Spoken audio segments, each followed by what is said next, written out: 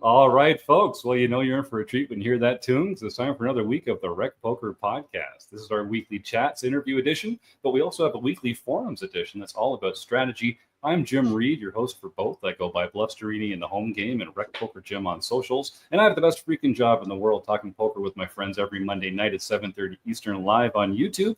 Join us for free and you can win a prize just for showing up. Now, I want to remind our audience, if you're a regular listener, we're moving to 9 p.m. Eastern on September 15th. So even though you've been getting used to catching us at 7:30 every Monday night, we're moving to 9 p.m. just at the same time of our home game club. So lots of ways to get involved with the RecPoker crowd on Monday nights. Come join the podcast at 9 at our new time starting on September 15th. All right. We're going to be speaking to Sara O'Connor in just a moment, but first I'm proud to share we're brought to you by Running Aces. They are the official sponsor of the RecPoker Podcast. Find out more about them at runaces.com. Most of what we do here is free. We're largely volunteer-based organizations, and we really depend on support from our sponsors and from our premium members who take part in our training material and study opportunities for only $22 a month. You can sign up for a free account at RecPoker today. All it takes is an email address and a smile. And you know we love supporting food banks around here. So if you want to check out the perks of our premium membership, just make a donation of any amount to your local food bank. Send us the receipt, and we'll happily send you your first month of premium for free as a way of saying thanks for helping out your fellow humans. Now, speaking of fellow humans, you get to hear my voice because they let me host the show on Mondays, but I'm only one man. It takes a crew to make all the magic happen around here. We call our leadership panel the RECing Crew. If you want to learn more about me or the rest of the RECing Crew, go to rec.poker/crew or just listen up because you're going to meet a few of them right here tonight on the show. It's not just me. We've got John Somsky, Lorianne Persinger, Rob Washam, and of course, invisible producer Rob Gardner. And I'm excited to be getting into the interview with Sara. So tell you what, let's just jump right on into it. And then we'll give away some fantastic prizes. Oh, and I guess I want to remind our YouTube chatters. So get some questions in for Sara O'Connor. She's a popular poker writer, and she's written a book called The New Queen's Guide to Poker. And her new book is called Shuffle Up and Deal With It, Tales from Dealers Worldwide. So if you've got any questions for us to ask Sara, please get them in the YouTube chat right now. And of course, we're also going to be looking for players' names, poker players' names to play Stake, Study, Stack with Sara at the end of the interview. And of course, if you stick around for our food bank raffle at the end of the show, you will win a copy of Sara's new book, as a matter of fact. Now, that offer is only open to folks that live in the contiguous, Rob Washam, am I saying that right? The contiguous United States? Jump in there. Am I missing it? It's not the continental. I think it can be pronounced either way, contiguous or contiguous. Okay, so not Alaska and not Hawaii. It's a postage issue, so that makes sense. So if you're the lower if you 48, in America, if you're in Alaska, it's the lower 48. Okay, or outside apparently, or outside. Yes. So folks, in fact, I'll just tell you right now, if you are living in the lower 48. Then you can start typing the words food bank into the raffle, into the YouTube chat right now. Just type the words food bank in, and you will be entered into our raffle at the end of the show to win a copy of Sara's book, which I am really excited about. I guess I should just point out that the reason that we use this food bank raffle is because it lets me say the word food bank a bunch of times on the show to raise awareness for the fight against food insecurity. But also just because it's kind of a tough time in the world for a lot of people right now. And you might be surprised at who needs a little help making a meal happen for themselves, their families, their loved ones, or their kids. And if you pull out your smartphone right now and Google food banks near me, you'll find some fantastic organizations that can benefit from a few dollars out of your pocket, a few volunteer hours out of your week, or some non-perishable food items from your pantry. And I would love for you to support a local food bank. It's a great way to make the world a better place in your own backyard. All right, well, let's jump into the interview with Sara O'Connor. All right. Well, I am happy to be joined by Sara O'Connor, and that's Sara No H. Welcome to the show, and thanks for coming on the RecPoker Podcast, Sara. I am thrilled to be here, Jim. Thank you so much for inviting me. First of all, you have a lovely home based on what I can Thank see you. behind you. That's very like fancy and grown up. There's artwork on the walls. I see like nice pastel colors, a nice white mantelpiece. Are you an actual like successful grown up? I am a successful grown-up, although my husband is more successful at a grown-up than me because I still get to gallivant off and play poker and have vacations while he holds down the fort. But my full-time job isn't poker, it's actually art and now writing.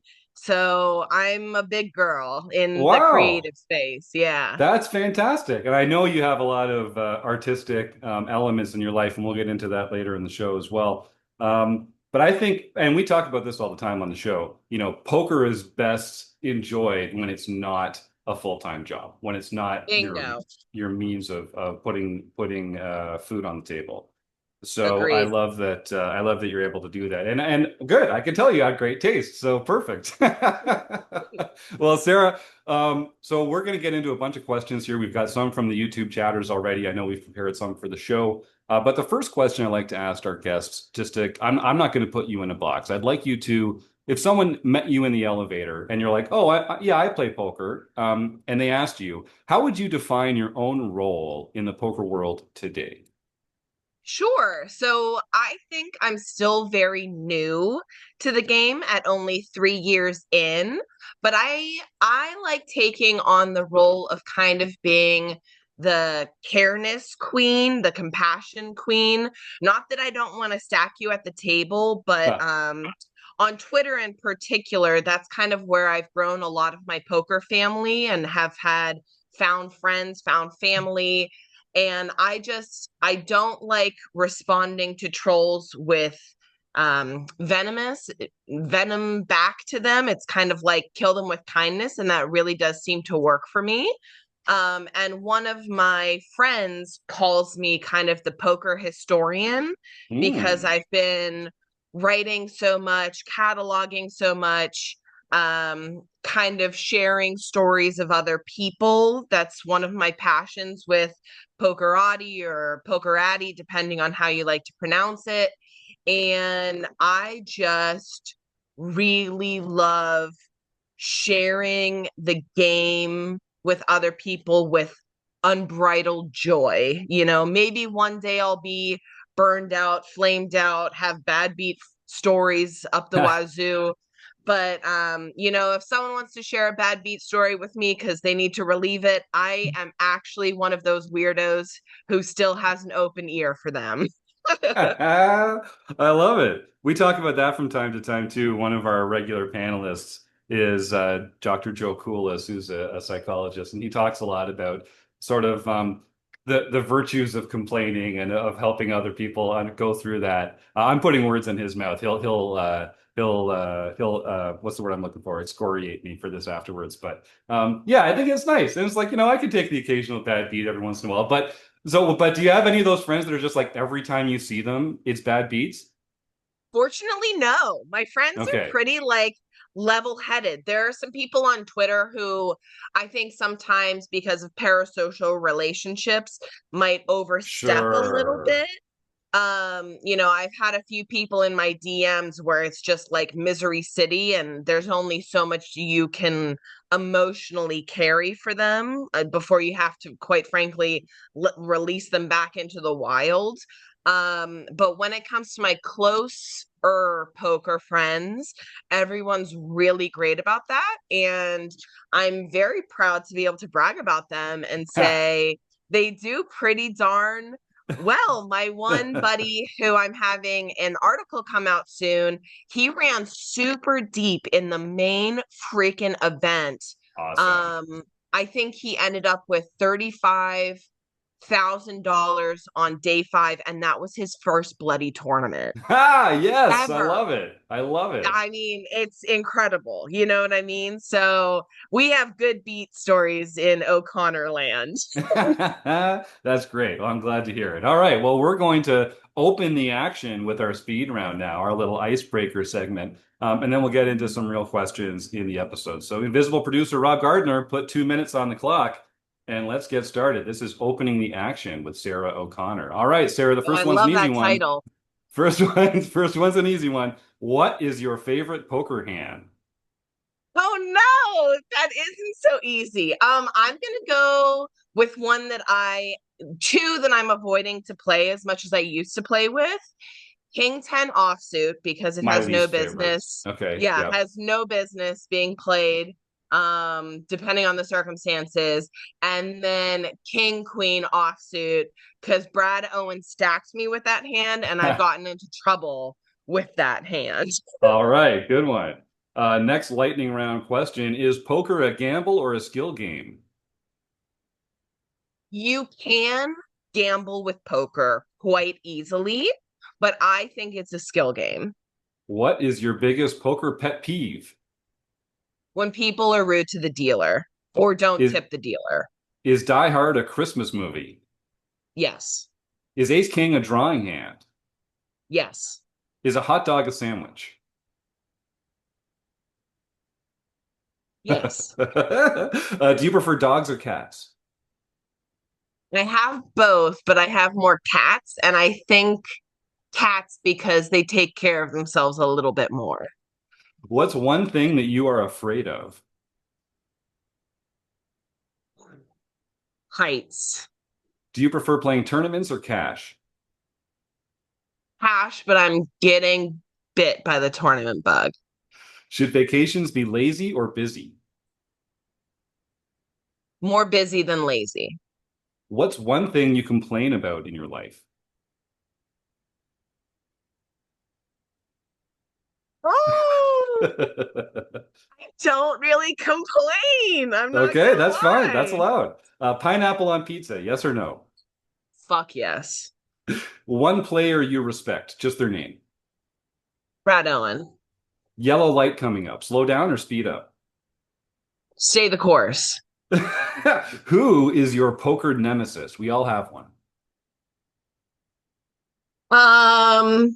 This is kind of a weird one, but I would say Ben CB because I haven't appreciated his stance on women. So it's not an official beef, but it's kind of like a side eye. I get that. Are you pro chop or no chop? Pro chop. Do you hang the toilet paper from the front or from the back? I have it sitting on the kitchen sink. Slow rolls, yes or no? Sure. What is your edge at the tables? I remain pretty emotionally stable. Hard to put me on tilt.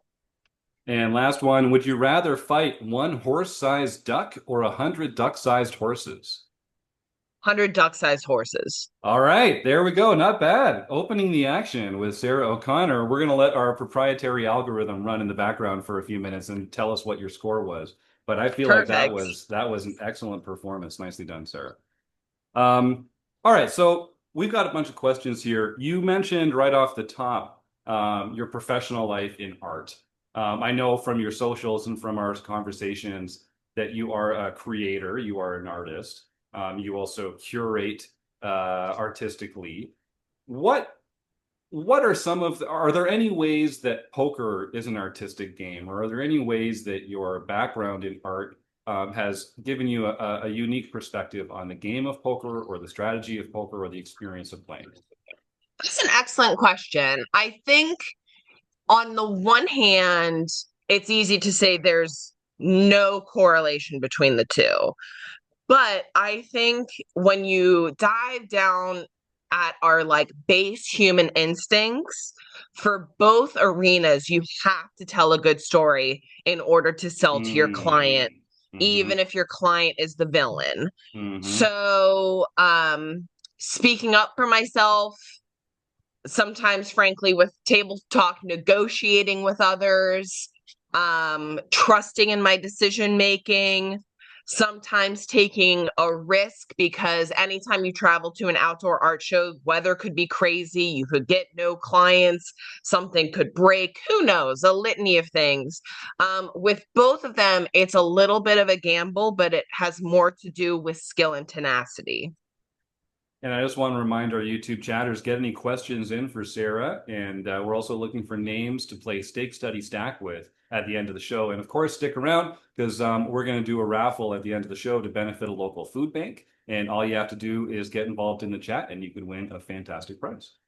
And what's your preferred medium as an artist?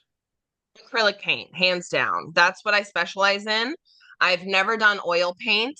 But if you look at my Instagram, Sara O'Connor Fine Art, you'll see very textured pieces. So I do something called heavy textured pointillism, which is hundreds of thousands of dollops of paint that look like multi-size Skittles that you want to eat or lick.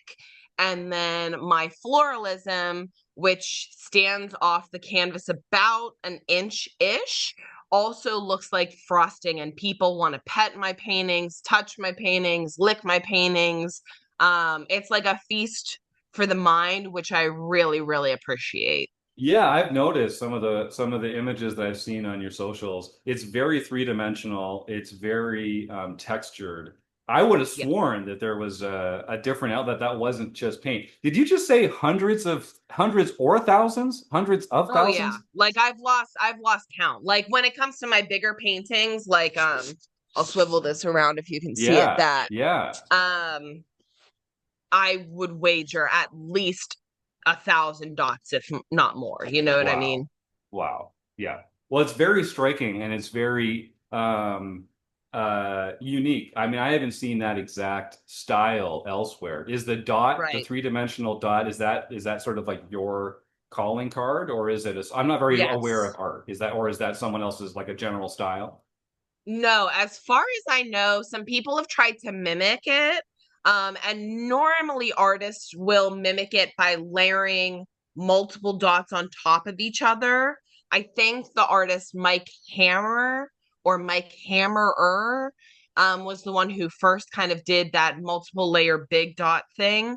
But as far as I know, when it comes to teensy dots and medium-sized dots and big-sized dots, I'm the only one who does it in this way, which is very cool and very exciting. It's nice to have an artist signature mark. Yeah, and like I said, I've never seen anything like it. We'll make sure to share the links to your Instagram and Twitter and stuff in the show notes so folks can go and check that out as well. Thank you. Getting back into poker though, as a writer, so you've released 2 books so far, both in the last year, I think, pretty recently anyway. One is called A New Queen's Guide to Poker, and one is called Shuffle Up and Deal with It, Tales from Dealers Worldwide.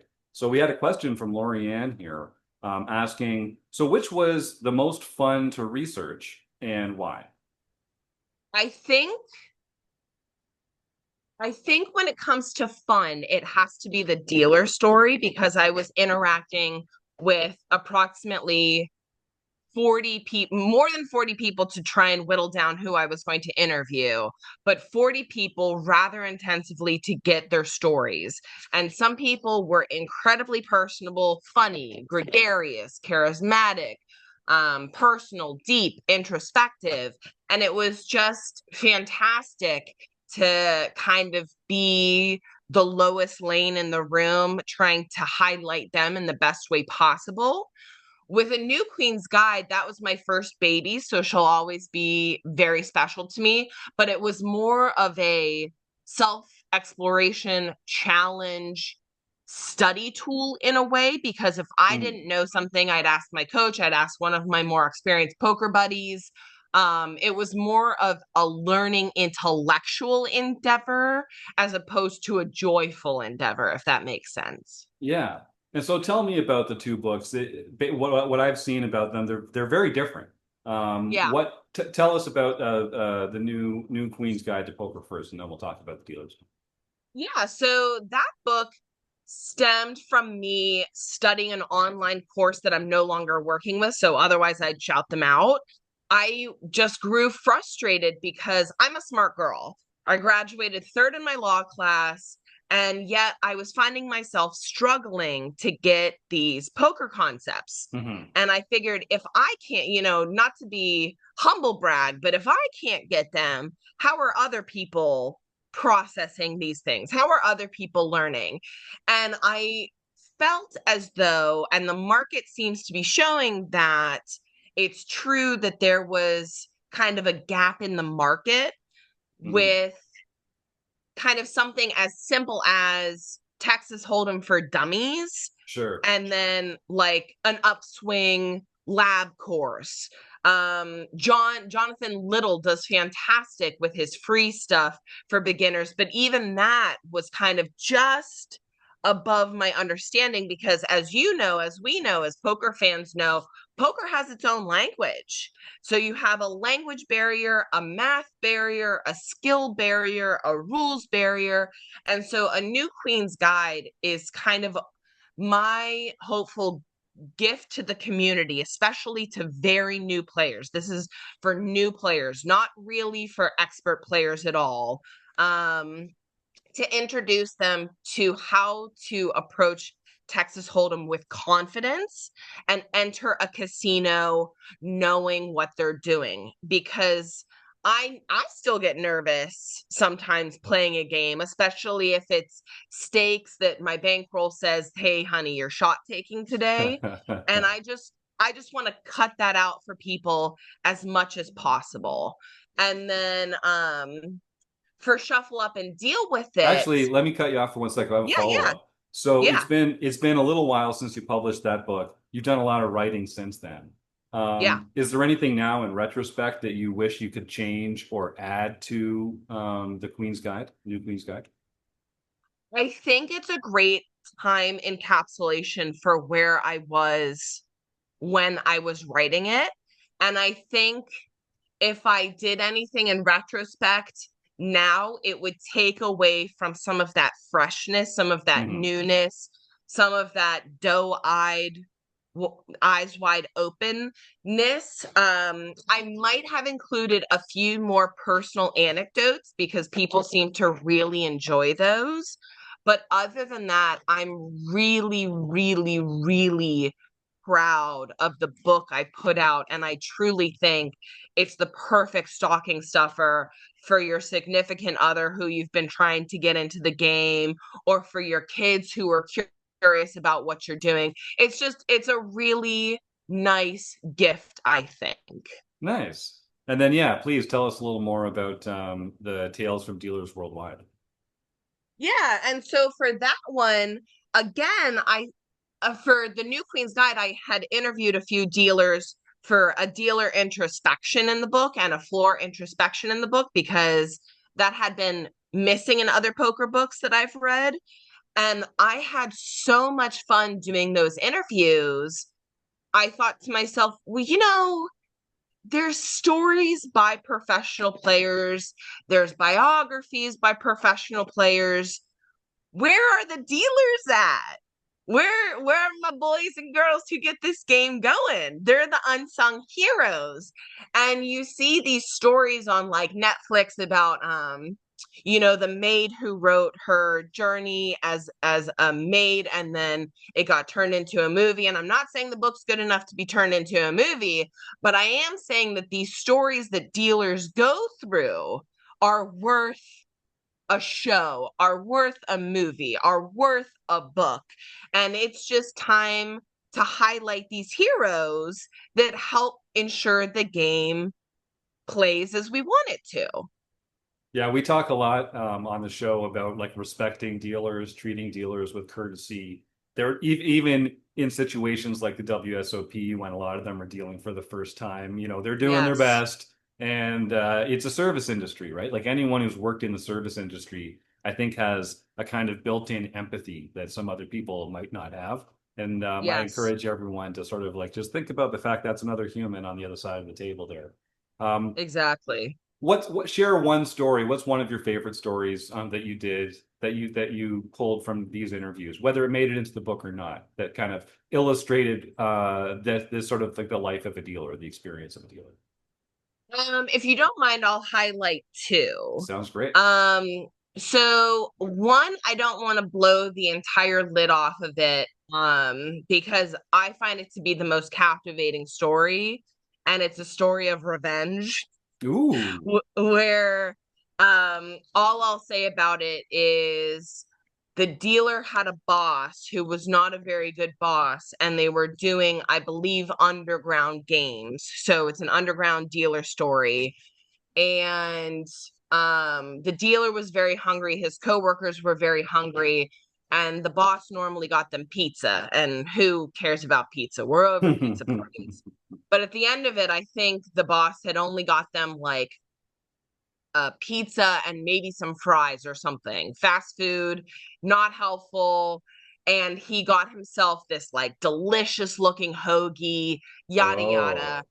And the dealers were just over it and plotted and ended up taking over his business. And all I'll say is they left milk and Parmesan cheese behind as a gift. Oh, no. And I'll leave how they wrapped it a mystery for the book. And then for the second story, which kind of concludes the whole book, I thought it was the right way to end it. One of my favorite dealers out in Pittsburgh, PA, her name is Karen. She's got a heart of gold. Is that Rivers Casino up there? Yes, Steelers exactly. fan, so I know Pittsburgh pretty well. Yeah. I'm originally from the 412. Oh, so go Steelers. Very cool. Yeah, black all and right, gold. right on. Oh, I wish my whole office wasn't in bins right now. You'd see all my stuff behind me. It's like a Steelers sign back there. Okay, cool. Please continue. And so she told the story of one of her young dealer friends, I think ended up suffering a brain aneurysm, which is tragic. Oh, yeah. She passed away and just the whole poker room felt it. And now Karen gives away tiny little plastic ducks and hides them throughout the casino in honor of Sarah, the dealer who passed away. And it's just this like beautiful testament to found family out of a very tragic circumstance. So I just want to take a moment to honor Sarah and her memory. I appreciate that. Nice. Well done.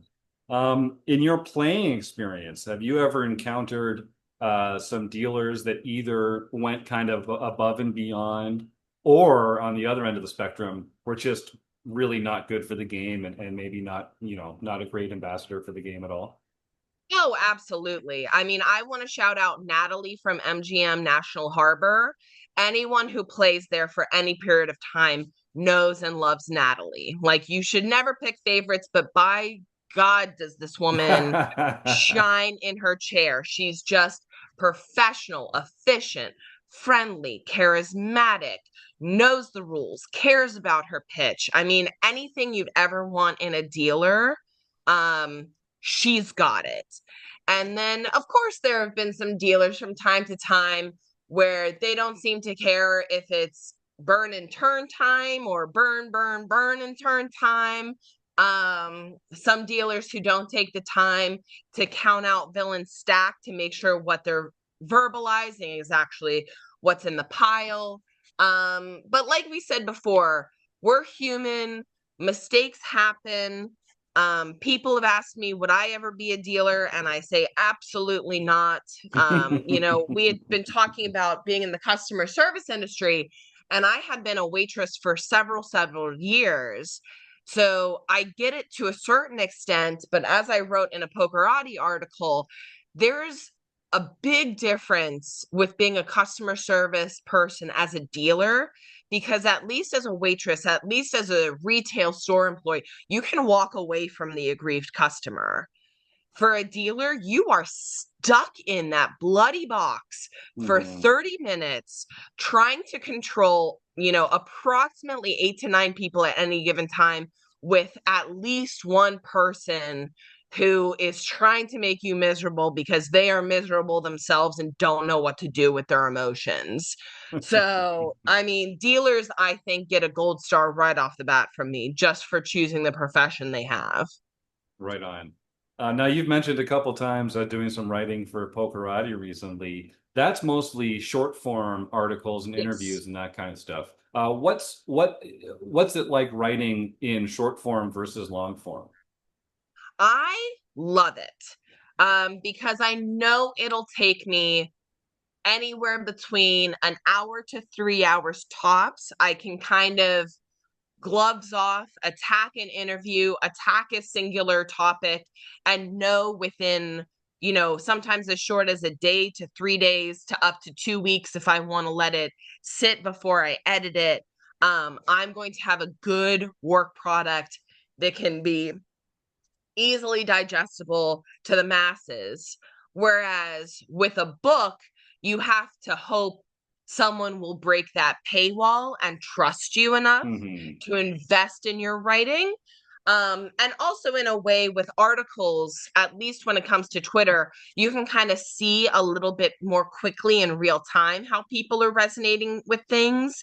Whereas with books, you have to hope people will do the Amazon reviews. You have to hope that people will retweet or interact with a post after they've taken the time to get some way through the book. So there's blessings and curses to both, but I absolutely adore working for Pokerati and really like both forms of writing for sure. Would you say you have a preference or a favorite, the short form or the long form writing? I think in a way I prefer short form just because I like having that final product in my hand. I'm a girl who loves accomplishing things, Mm, and it just feels really sexy, really great to say, this is what I'm going to do and to get it done within 2 weeks. With a totally. book, my interview book, Between the Blinds, I was hoping to have come out in the fall. And my mom, who's my final ultimate beta reader, she and my stepdad are moving. So we're just pushing it back, pushing it back, pushing it back. And that's just the nature of the beast, because I would prefer with something as massive as a book to Mhm. take that time to make sure it's right, as opposed to just getting it out there to say, oh, I have another book out. That's not my MO.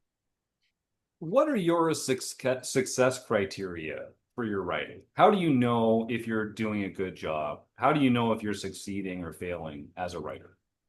Yeah. So first and foremost, I have to be proud of what I've written. There have been only maybe one or two times where my boss at Pokerati has asked me, hey, do you want to chime in on this? And I've said, you know what? I don't think I have anything to add. I'm not a writer who just wants to write to get paid. I need to have some sort of skin in the game. So Yeah. I have to feel proud of it.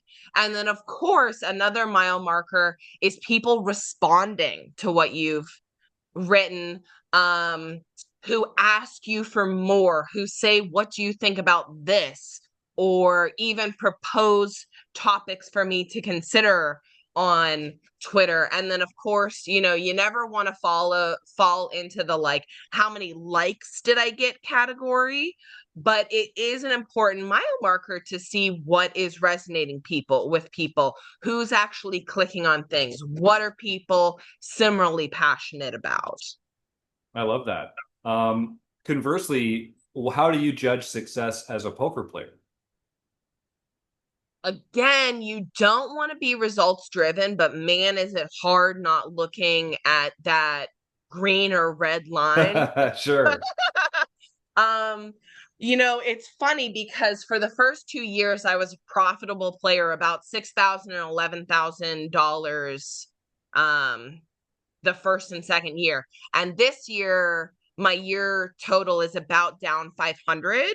And you'd think, oh, well, you're having an off year. This isn't a good year. But this year, I've been doing more coaching than I've ever done before. I'm doing more tournaments than I've ever done before. I'm doing more online games, which I consider to be harder and easier to lose money quickly than before. So even though I'm down monetarily, I'm still having fun. I'm exponentially learning and I'm enjoying the ride. And so for me, kind of talking about the kindness is queen or king, however you want to phrase it, my bottom line is am I having fun right now? Yeah. And, as perverse as it sounds, sometimes even when you're down 2 bullets, you can still be having a good time. I'm still having a good time with poker, and 500 for like all the poker I've been doing is money well spent. Yeah, we talk about that a lot on the show. It's like poker's a hobby.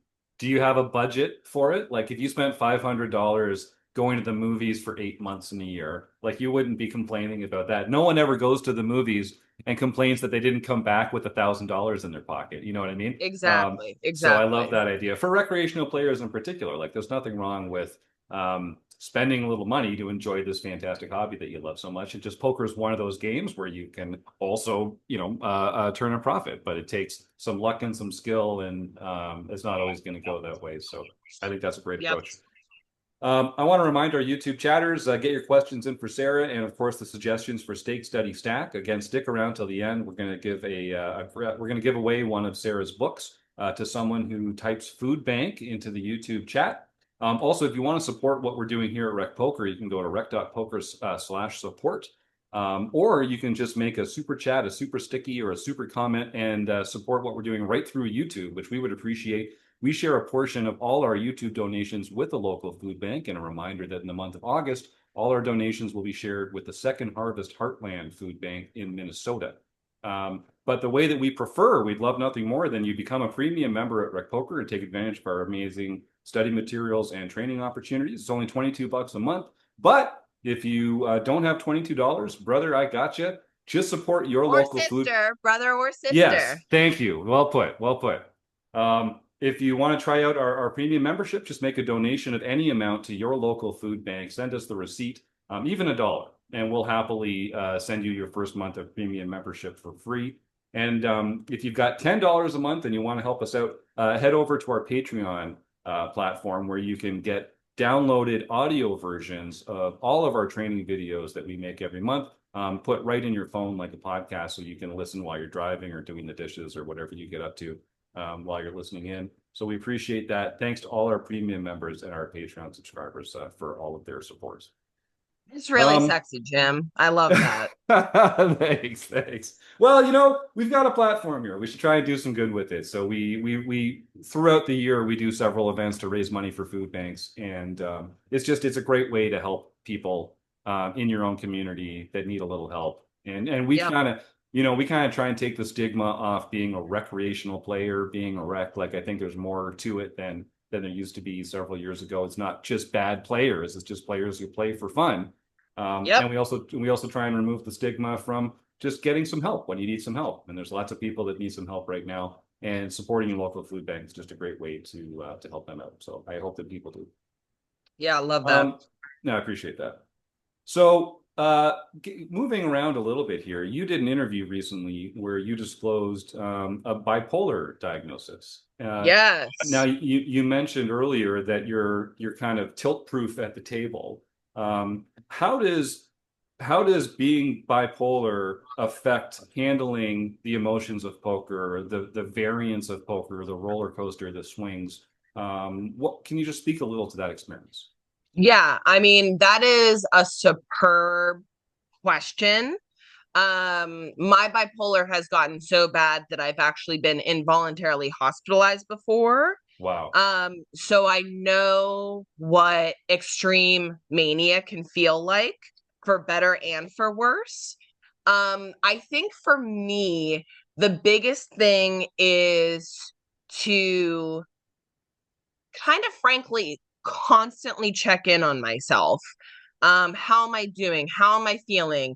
I have a rule that sometimes I break, to much of my chagrin, that I try not to play past 2 or 3 a.m. because I find I usually end up losing money. I end up getting into this like mental fog where unfortunately I like can't leave the bloody table. I'm just kind of having fun, but not really having fun because there's only 4 other people at the table. What am I doing? Playing so shorthanded, so late at night, because sleep is of paramount importance for someone with bipolar. Not having enough sleep can actually trigger a depressive or a manic episode.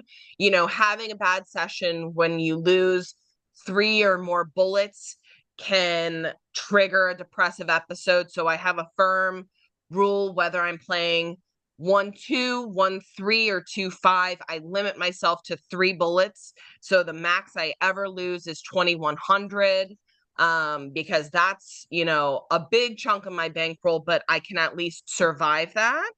And I've been very hesitant to enter tournaments that are longer than a day because I just get so revved up at night that it's hard for me to fall asleep, whether it's a brutally bad day or an exponentially great day. I'm just so revved up.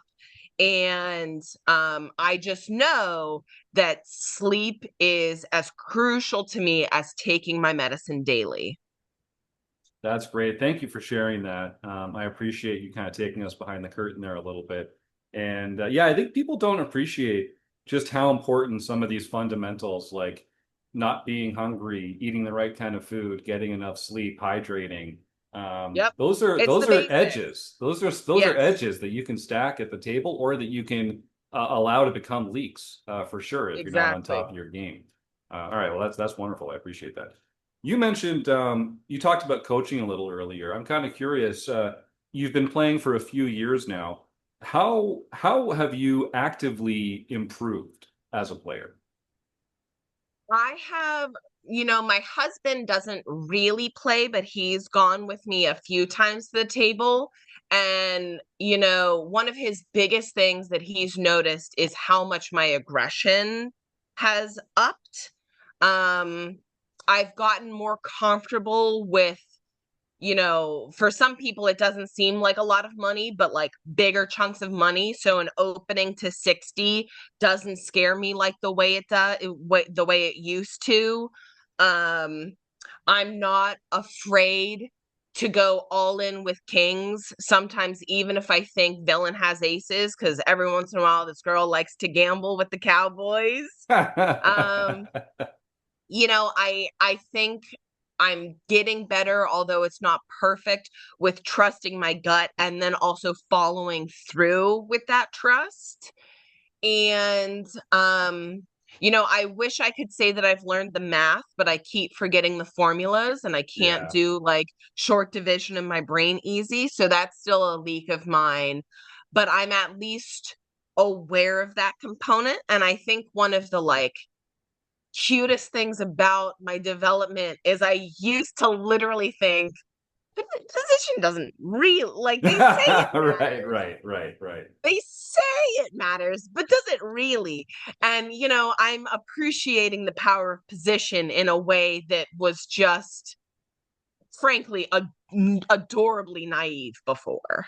Yeah, hell yeah. And you know, for our listeners at home, I think you're talking about relative position, not absolute position. So not so much the difference between like the cutoff and the hijack, but being in position or out of position post flop, like just makes such a big difference when it comes to pot control and you know, choosing when to bluff and that kind of stuff. It sure is a luxury being able to go last. That does make a huge difference. Have you worked with any particular coaches or training sites or video courses or anything like that, training resources that have worked for you? Yeah, I really like a few things. So first of all, I like Alex Fitzgerald as a writer. I've enjoyed his audiobooks. If you're someone who really needs to work with your aggression, Alex is perfect for that. He's a very, very, very aggressive player, and he teaches with that in mind. I've also really enjoyed not so much Upswing's online course, but their podcast.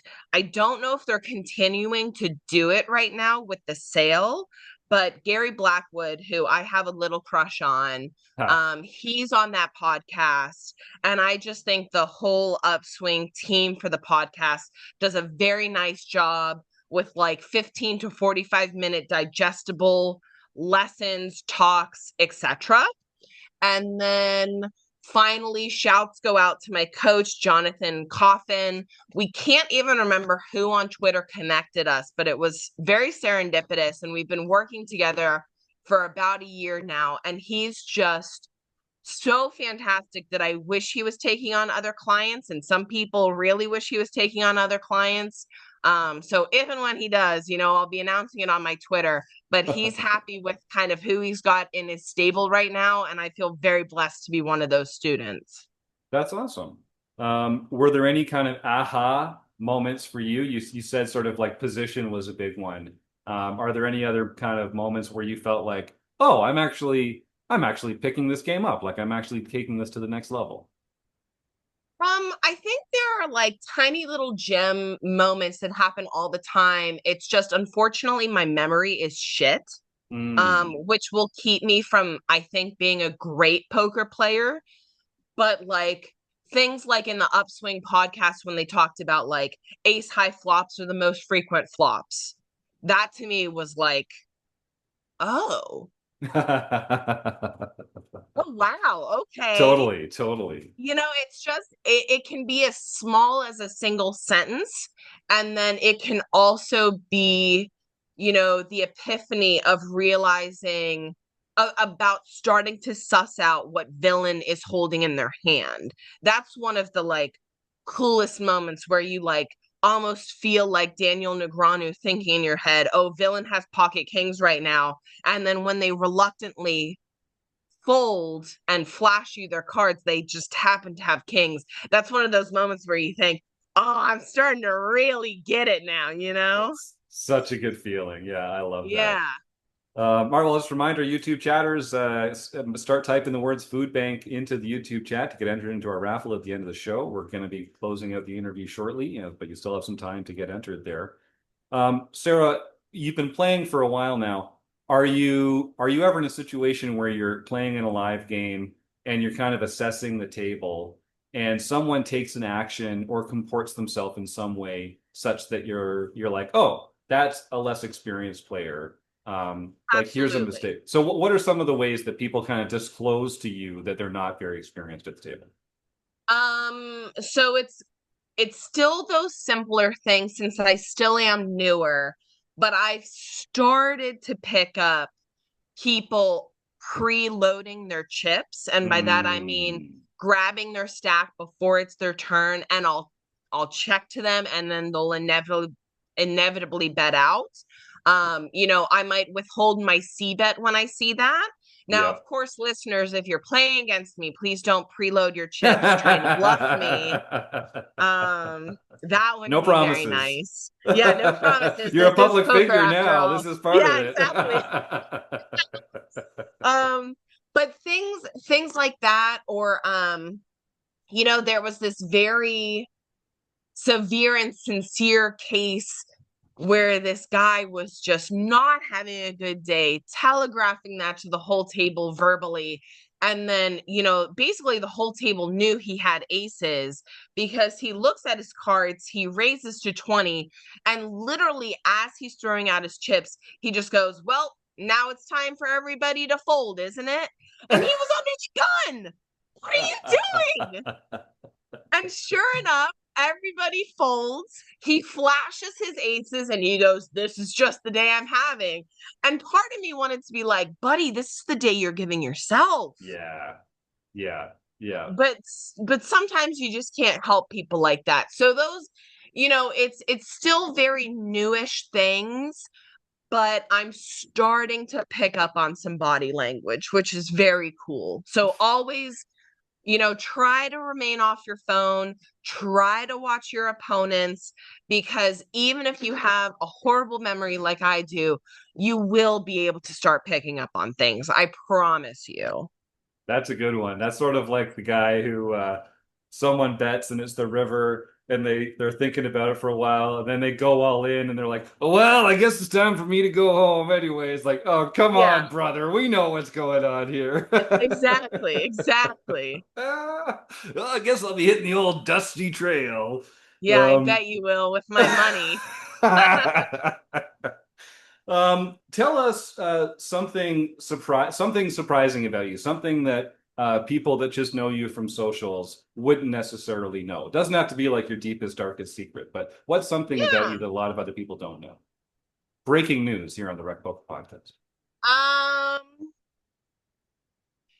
I can be a very sweet person, and I don't think Twitter has seen me kind of go postal, but I've got the power to have a righteous fury in me, and I hope people don't have to see that, but it definitely is possible and occasionally comes out. I'm the same way. I'm a generally wholesome, friendly, kind guy. But I think people mistake kindness for weakness, and that's a big mistake. Yep. Because yeah. Well, we'll leave it there, but that's a good note. Thank you. Getting close to the end of the show here. What's one thing the poker world needs to do differently? It's a big question, so take it wherever you like. One thing the poker world needs to do differently.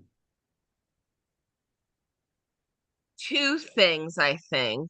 2 for 1, we'll take it. First is I'd really like to see tournaments run not so late. We've got this thing, especially in America, where we're addicted to the myth of working and grinding hard, and you can be a champion without staying up until 4 a.m. You just can be. And I think sometimes our tournaments and the glory of tournaments would be better felt and appreciated if the rail could still be there when the tournament ends at midnight, as opposed to an empty poker room where everyone is at their wits' end. Brain neurons aren't even really firing anymore. Dinner wasn't enjoyable. I just think there's a way for us to make tournaments more digestible and still just as competitive. And then second of all, I think we've got to do something to reach younger people and women, to let them know the poker room isn't necessarily the safest place in the world, but you're gonna have some fucking fun. Yeah. It's this like confidence veil where I think movies and TV do a really bad job at making poker sometimes seem like this nefarious, seedy, underground experience, where it's really one of the only places, if not the only place I've been to, where people from all sides of the political aisle, all kinds of different religions, all different economic backgrounds, sit down and say, let's have some fucking fun and try to beat the shit out of each other. Yeah. And that I love. That I love. So that's another one of the reasons why I did the New Queen's Guide, how I did it. I just want to bring more people to the party, not necessarily because I'm hoping to take advantage of fish, but because it's more fun swimming with a full ocean. Yeah, that's great. That's fantastic. Well said. And I think that, poker is one of those great ways that we can compete and really try, like you say, and beat the shit out of each other and steal all your chips, but do it in a fun, competitive way, a respectful way, have a good time doing it. It's a social game. But that we're also, we're trying our hardest. And I think that's one of the things I like about it most. Yep. All right, so the Steelers, we've picked up Aaron Rodgers this year. We've got DK Metcalf at wide receiver. We picked up Jalen Ramsey in the defensive backfield. It feels like the front office, the new GM, is making moves over the last few years. I'll put you on the spot. What's the Steelers' record going to be this year? This is so embarrassing. I wouldn't even know what a record should be. Because I watch more hockey than football. I can't tell you. I watch the Super Bowl, but I'm not a big football person because I don't know the rules. So I don't even know how many games in a season. That's how bad I am. It's apologize. Okay. We can still be friends. No apologies necessary. I'll just tell you the record's going to be 9-8 because that's the only record we're ever capable of having, apparently. And Yeah. we'll never have a losing season, and we'll never win a playoff game, and we'll just keep hanging out in this mediocrity threshold, this mediocrity band, the Goldilocks zone. We're not actually allowed to have any record other than 9-8, and we're always required to lose our first playoff game. That's just some of the laws of Steeler fandom for the last little while. All right. Well, we're going to get out of here with Stake, Study, Stack. So, Sarah, I'm going to give you 3 names. And this is like the game Kiss, Marry, Kill you might have played when you were a child. Or maybe you called it something slightly different. But and I do want to preface it. If I don't recognize the name, I apologize in advance. You're a very cool poker player. I'd be terrified to play against you. Yada, yada, yada, yada. So, like, all that aside, because I'm horrible with names, I'm going to try my best with recognizing people. We've got a few. We've tried to tailor it to the guests. We've got a few here that I'm pretty confident you'll know. So I'm going to give you 3 names. 1 to stake in a poker tournament or cash game. 1 to study with to help you improve as a player. And 1 that you'd like nothing more than just to stack them and take all their chips at the table. All right? Okay, Stake, great. Study, Stack with Sara O'Connor. Sarah, your 3 names are Lance Bradley, PokerFace Ashley Frank, and Chris Moneymaker. Stake, Study, and Stack. Who's it going to be? Stake, Study, Stack. I feel awful. I don't know Lance. Lance is a very prolific poker writer. He was actually also involved with Pokerati for a while, and an excellent poker player as well. I do know Lance. I do know him like kind of waving across the aisle, Lance. There you go. Okay. I think I would like to stake Chris because he's been able to win some of his own events, which you can either love or hate. But Sure. I think that's pretty baller. Yeah. I think I want to study with Ash because shouts to her meetup game that's happening on Tuesday of this week. So sorry for those of you who are missing it, and congrats to those of you who are attending it. I just think she's a fantastic woman, and I think I could learn a lot from her, frankly. And she's got a great disposition. And then, sorry, Lance, I'm going to have to stack you for some of that sweet, sweet Pokerati money. That's fantastic. Nice. Well, thanks, Sarah. This was a lot of fun. I know we're going to put some links to your socials and your website in the show notes for the show. So if you're listening to this at home, just scroll over to the show notes. You can find some links there. But Sarah, where can folks find your work? Where can they find you? Is there a step that someone could take to sign up for something or subscribe to something to say thanks for coming on the show? Hit us with some plugs if you don't mind before we let you go. Yeah, sure. So I think the most fun you'll have with me is going to be on Twitter talking about poker. And that's SaraSmartist. So Sarah Smartest, like a smart ass artist, only IST instead of EST. And then you can buy my books if you'd like a signed copy on my website. Link is in my Twitter bio, or it's simply Sara O'Connor Fine Art /books. The best way to support me monetarily is to either buy my book directly from me or on Amazon. And then, there's nothing to subscribe to yet. Some people have wanted me to do vlogging. I'm nervous about it. Maybe one day, we'll see. But really just please find me on Twitter. Some people keep their DMs closed. Mine are open. Don't be a stranger, but don't be a weirdo either. Thank you in advance.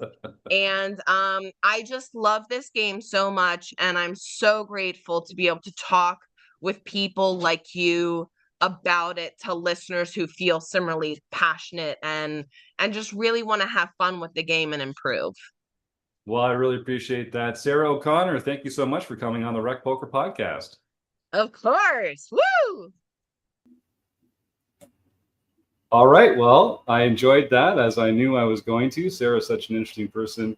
And I like talking to writers. I've done a bit of writing in the poker world. And I always like what's that expression? Iron sharpens iron, steel sharpens steel. Talk to more people that are doing what you're trying to do and see if it rubs off. That's the that's the way I like to do it. So we're going to give away a copy of Sarah's book in just a moment. First, Rob Washam, you have some fantastic ROI results from our home game club. Why don't you jump in there with those first? Yes, I do. This is for the month of July. The number one ROI winner was one of our RECing Crew members, East Coast Bitter. Whoa, Ben. Ben has been kicking ass lately. He's been on fire. Language. Come on. I've heard worse from Jim in these podcasts of the past. All right. And no stranger, Evil Roy CA came in second. M. Babker, or actually Evil Roy CA was the first premium member. So he's the prize winner for the month. And we round out with Michael Babker, Bone Crusher 14, Graphics 16, and JB Twin Cities. Oh my God. That's like a who's who. I know it. Poker glitterati. I'm so pleased. And if he had won one more tournament or came in the money one more time, Poker Geek MN might have snuck into that top 5 himself. Well, I got to tell you, nothing warms my heart more than seeing Michael Babker and Roger Schutte both getting into the top 5 there, because we talk at the top of the show. We mentioned how we're mostly volunteer based here at RecPoker, and Michael Babker and Roger Schutte are two of those guys who do fantastic work behind the scenes to help us out here. Roger with the podcast, Michael with our technical requirements for the website and that kind of thing. And it's not hyperbole to say that like we couldn't do what we do without them and all the other folks that help us out around here. So a big shout out to them. And also to JB, fantastic way to go. JB, it was lovely to see you in Minnesota a couple of weeks ago. And of course, Dave, Evil Roy, he's the king. Of course, he's the top ROI winner. What can you do? So fantastic. That really puts a smile on my face, which is no strange thing to find there, but still, that's delightful. Wonderful news. So Evil Roy, Dave, send an email to jim@rec.poker because you've won the prize of being able to join the show here one of these weeks when we have a guest on that you're interested in talking to, and you can join the panel and ask them a question or two yourself. Just one of the perks of playing in our Play Money home game, where the game is free, the chips are free, but the prizes are real. So that's fantastic. That's nice. And hopefully Evil will be nice. Yeah, that's right. Not at the poker table. He would check raise his grandmother. I'm sure of it. Yeah, that's right. He's a friendly guy, but there are no friends at the poker table. That's right. That's right. I love that name, Evil Roy, though. Evil Roy Slade. John Somsky, speaking of the home game club, why don't you take us through some recent winners and see who else has won some amazing prizes here at RecPoker? All right, we'll start with the Mixed Game Championship Series. This is played the second Wednesday of every month, and it's a series of mixed games, and you earn points every month. And at the end of the year, whoever has the most points gets the Player of the Year award for that. And JBox71, John Bachhuber, won his first mixed event victory. And speak of the devil, JB Twin Cities is maintaining the lead in that one. And she's been running first and second in the No Limit Hold'em series, and she's had this one locked up for several months now. So it's going to be exciting to see if anyone can overtake her or if she's going to end up with one or two POY victories this year. Then we have Rick the Good Dog won the Daily Series TOC for the first time this year. JBox71, John Bachhuber, won his first nightly victory for the year. JD Cat 32, Jeff Catalano got his fourth nightly victory for the year. Duck and Run, Michael Savage got his second nightly victory for the year. Bruce K 54, Bruce Kiefer got his third nightly victory for the year. Ship and Flip Breck, Luke O'Driscoll got his fourth nightly victory for the year. Walton JB, Joe Walton got his first international victory for the year. Now you said it, Joe got his sixth international victory for the year. And now then KB won his third LPP event. So he can contact info@rec.poker for his free month at Learn Pro Poker.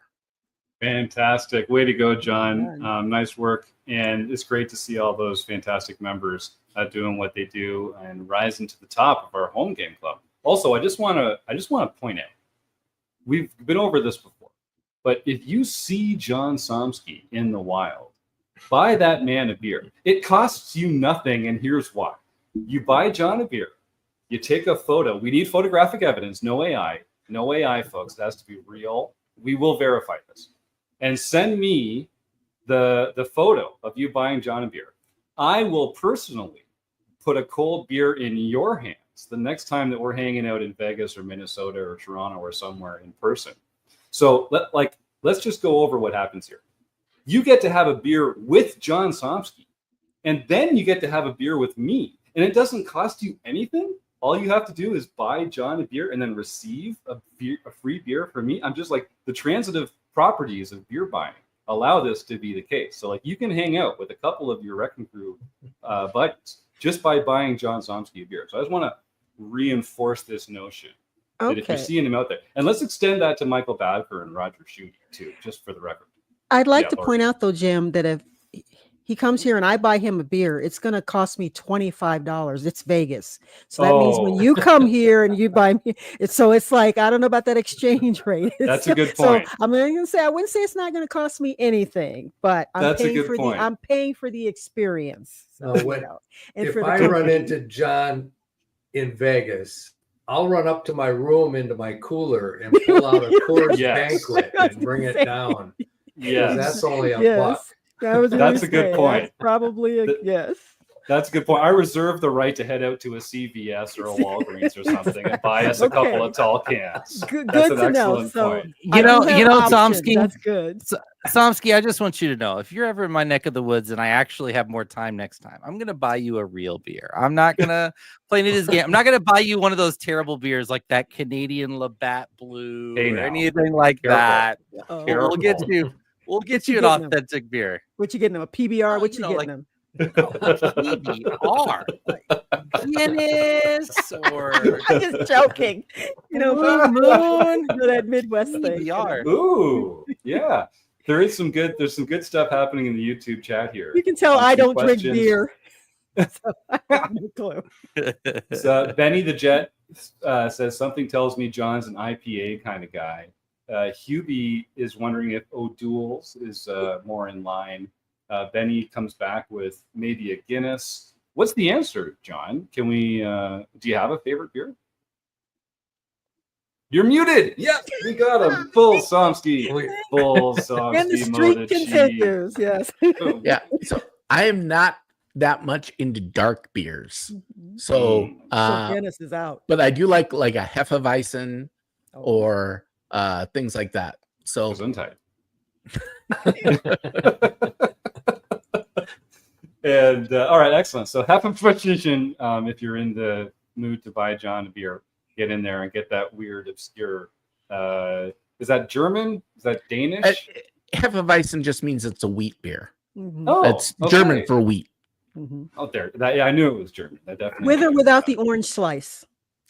I like the orange slice. That's Blue Moon with an orange slice. Always goes well. Yes. Plus, it counts as your vegetable serving for the day, from what I understand. Actually, fruit serving. Oh yeah, fruit. Damn it! you always got it. We can't take you anywhere. I know. I'm such an embarrassment. It's true. My wife will say the same thing. Speaking of embarrassment, thank you to Joe. Is it Joe? Someone said something nice about my shirt in the YouTube chat. I think it was Joe Walton. Thanks, Joe. So if folks don't know, my wife and I, Mrs. Blusterini and I, are in the process of maybe selling our house. We hope, maybe. We put an offer in on a new place and they accepted it, but we can't close unless we sell our house. So we've spent the last week and a half furiously packing everything up into bins, taking all the art off the wall. Literally, like everything I own is in a box in a storage space right now, including apparently my RecPoker shirts. So not exactly an A+ planning job on my part, but yes, I'm here in a delightful, nice, cool Hawaiian shirt and feeling really good about it. But yeah, I'm going to try and get the yellow poker shirt back for next week. Oh God, what a crazy time this has been for the Bluffsterini family. All right, so we're getting through all this. That's all going really well. I think we can give away a food bank prize. What do you think? Can we? All right. So reminder, love the Steelers colors, by the way, Rob. Full points for the Steelers colors up there. And of course, if it lands on Food Bank, I'll be donating $20 to the food bank of my choice. And all the donations that we receive in the month of August through YouTube are going to be shared with the Second Harvest Heartland Food Bank in the great state of Minnesota. But let's find out who is going to win a copy of Sarah's book. Ooh. Spin the Wheel of Fame and Fortune, Invisible Producer. The odds Rob are really Gardner. good tonight. Yeah, let's see. Hubie. Hubie. All right, nicely done, Hubie. You're Hubie, wrong. He knows what's up. 25% chance, 90% I'll miss it. Okay, so he was doing the old reverse thing there. So Hubie, send an email, please, jim@rec.poker. And I'll make sure that Sarah gets your contact info and sends along that copy of the book. And I guess in case she's taking requests, tell us if you would rather have a new Queen's Guide to Poker or Shuffle Up and Deal with It, Tales from Dealers Worldwide. So you'll let me know, send me an email tonight, and I'll make sure that we get that all sent off to you this week. I want to point out that we got some cool stuff happening at Running Aces over the next little while. They do their holiday double stack tournaments on most major holidays. The next one's Labor Day. That's September 1st. It's a 10 a.m. tournament with a $200 buy-in and a $24,000 starting chip stack. So if you're in anywhere near the great Twin Cities there, jump on up to Running Aces and get involved in their Labor Day holiday double stack. They've got some other cool stuff coming up, but I'll save that until we get a little closer to it. I think that's pretty much it for us tonight, folks. A reminder, if you want to get involved and join the show live, you've got about a month of coming to the YouTube channel at 7:30 Eastern. And again, on September 15th, we will be meeting at 9 o'clock Eastern instead. So with that in mind, I want to thank, is there anything else, folks? Do you want to jump in with anything before we roll on out of here? No. Well, Just then always like to thank that, our live chat as always. yeah, Always I love fun. our YouTube chat. You guys are awesome. I hope you stick around, even though it's good that 9 o'clock is a little later for some of you, especially some of our European listeners like Joe and a couple other fun ones like that. But in the meantime, thanks for all your support. I want to thank Sara O'Connor for a fantastic interview, our YouTube chatters, Rob Washam, John Somsky, Lorianne Persinger, and of course, Rob Gardner. All our RECing Crew members that couldn't make the show tonight, our premium members all around the world, all our community members, and you, our audience at home. We couldn't do it without you. We'll see you next week on the RecPoker Podcast. Have a great night.